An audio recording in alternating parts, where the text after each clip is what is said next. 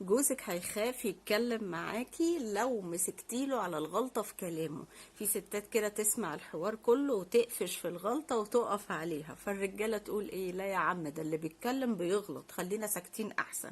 يعني مثلا واحد بيقول لمراته: انا النهاردة اخويا تعب وكلمني ورحت له المستشفى واستأذنت من الشغل بدري جدا علشان اروح اقف معاه. فهو بيدردش بيحكي، هو عايز مثلا مراته تقول له ايه: ها وبعدين؟ طب اخوك عامل ايه دلوقتي؟ طب اطمنت عليه؟ طب هو كويس؟ طب عرفت لا، في ستات بقى كأنها ما سمعتش اي حاجة من الحوار ده وتمسك في ايه: يعني انت عرفت تاخد اذن النهارده وتروح لاخوك لما تعب، لكن لما ماما كانت تعبانه الاسبوع اللي فات قلت لي مش هينفع اخد اذن واجيلك.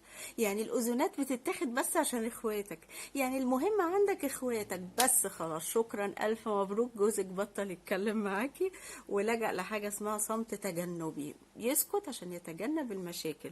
فمن هنا ورايح كل ما تيجي تقولي له عامل ايه، طمني عليك، الحمد لله، مش هيديكي اي تفاصيل، لانه لقى ان هو لما بيتكلم بيتوقف له على الكلمه وبتعمل عليها مشكله، فهيعمل ايه؟